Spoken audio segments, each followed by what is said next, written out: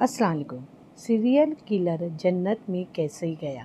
बनी इसराइल में से एक शख्स था जिसने 99 खून नाहक किए थे। फिर वो शर्मिंदा होकर मसला पूछने निकला, क्या उसकी तौबा की कोई उपाय हो सकती है। फिर उसने ज़मीन पर बसने वालों में से सबसे बड़े आलिम के बारे में पूछा कि वो कौन है। उसे एक राहिब का पता बताया गया। वो उसके पास आया और पूछा कि उसने 99 कत्ल किए, क्या उसके लिए तौबा की कोई उपाय है। उसने कहा, नहीं, तेरे लिए कोई तौबा नहीं। तो उसने उसे भी कत्ल कर दिया और उसके कत्ल से 100 कत्ल पूरे कर लिए।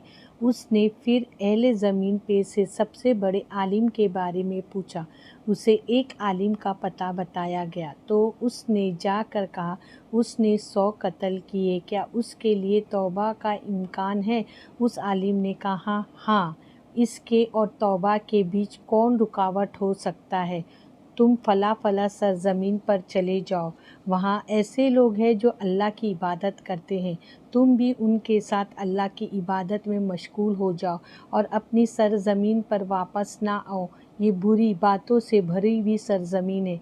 वह एक बस्ती से दूसरी बस्ती की तरफ निकल पड़ा जिसमें नेक लोग रहते थे। वह रास्ते किसी हिस्से में था कि उसे मौत ने आ लिया। वो उसी वक्त अपने सीने के ज़रिए से पिछले गुनाहों भरी बस्ती से दूर हुआ, फिर मर गया। यानी कि मरते मरते उसने अपना सीना उस बस्ती की तरफ झुका दिया। उसके बारे में रहमत के फरिश्ते और अजाब के फरिश्ते झगड़ने लगे कि कौन उसे ले जाए। रहमत की फरिश्ते ने कहा, ये शख्स तौबा करता हुआ अपने दिल को अल्लाह की तरफ मुतवज्जे करके आया था। और अजाब के फरिश्ते ने कहा, इसने कभी नेकी का कोई काम नहीं किया, लेकिन अल्लाह ताला ने इसे नसरा नमी बस्ती को, जहाँ वो तौबा के लिए जा रहा था, हुक्म दिया कि उसकी लाश से करीब हो जाए, और दूसरी बस्ती को जहाँ से वो निकला था, हुक्म दिया कि उसकी लाश से दूर हो जाए। तो एक फरिश्ता आदमी के रूप में उनके पास आया। उन्होंने उसे अपने बीच पंच मुकर्रर कर लिया। उसने कहा, दोनों ज़मीनों के बीच दूरी माप लो। वो दोनों में से जिस ज़मीन के ज़्यादा करीब हो तो वो उस ज़मीन के लोगों में से होगा। उन्होंने दूरी को मापा तो वह शख्स एक बित्ता बराबर नेक बस्ती की तरफ करीब था। उसे उस बस्ती के लोगों में गिन लिया गया जिसकी तरफ वो जा रहा था। चुनांचा रहमत के फरिश्ते ने उसे अपने हाथों में ले लिया। जब उसे मौत ने आ लिया था तो उसने अपने सीने से घसीट कर खुद को गुनाहों भरी ज़मीन से दूर कर लिया था, इसीलिए वो बख्श दिया गया।